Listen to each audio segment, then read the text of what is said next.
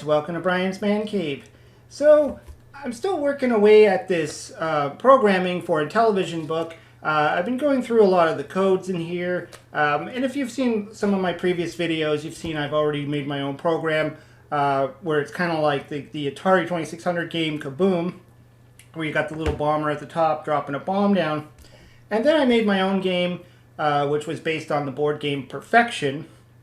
And that one is the game, where you got to take the little pieces and put it into the board before the timer runs out, or else they all pop all over the place. And I even sent whatever my work in progress, I sent it off to the Atari creep, and he did a little video on it where he played the game through, and it's not 100% complete yet, but it's still work in progress. But anyways, I wanted to start working on this third program. Where I kind of thought I wanted to recreate Keystone Kapers that was originally on the Atari 2600 and for some reason never got ported over to the Intellivision. At least never that I've seen. I haven't seen any homebrewers versions of it or anything like that. If it exists, let me know, but I haven't seen one yet. So anyways, I thought I would take on the challenge, and I started working out the look and feel of it and the graphics, and I figured this shouldn't be too difficult. I mean, the game it's fairly simple in that he literally only goes on 4 different platforms, up a staircase, and up an elevator, and chasing after a crook. So I thought it shouldn't be too difficult to make it work. So I've been working through it, and of course the book actually helped me a lot. Finding different bits of code through here, to figure out how to do the jumping and stuff like that. But also reaching out to the author, Oscar Toledo G.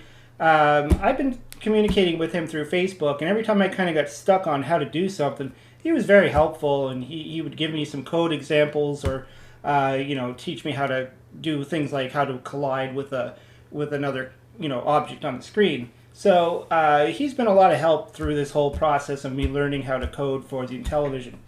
Anyways, I thought it would be fun to show off what I have so far, because I pretty much have, almost have, the full first level done.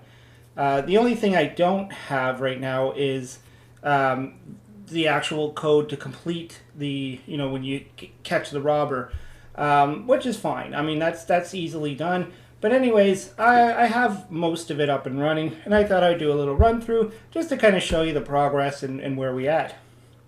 So anyways, let's get to playing this thing.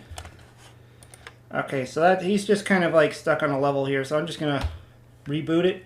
So as you can see there, I got my my escalator. Now the graphics, you'll notice, are not 100% to the Atari 2600.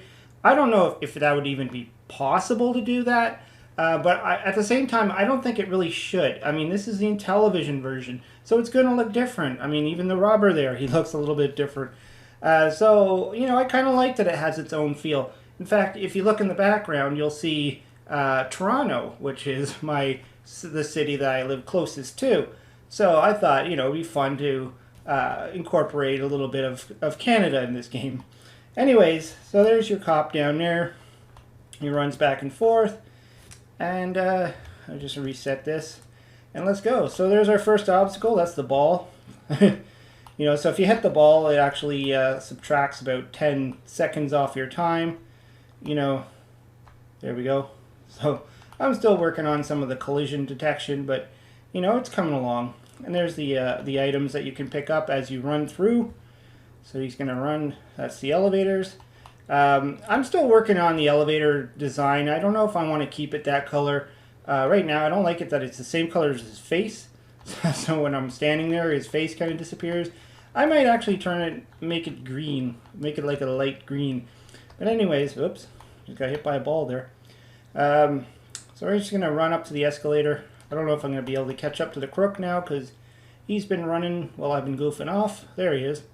He's up there. Unfortunately for the robber, I can only get 2 colors for him. So the way the Intellivision works is you can have 8 what they call sprites, or movable objects, on the screen at one time. And the cop, your character, I needed to make him three colors, and that required 3 different sprites. to do that. So then the robber has 2, and then I need some for the escalator.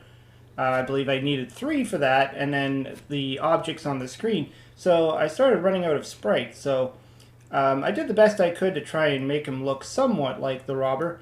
I mean, having the black and white, you know. So as you can see, I can't catch him right now because I don't have the coding in there.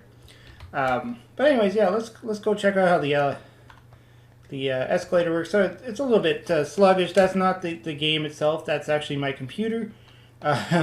This computer is not very good, and it seems to just every once in a while slow down and start to crap out on me. But that's him in the escalator, or elevator, I should say. So what I did there is I kind of made him into a black outline. I just thought it would look a little bit interesting. That it kind of makes it almost look like he's in a glass elevator. And I kind of liked it, so I kept it that way, and I think it looks good. I think if I can make make that green though, it might look even better. And then there's the other ball. Of course, there's still some tweaks to go here. Like, for instance, the detection of this ball.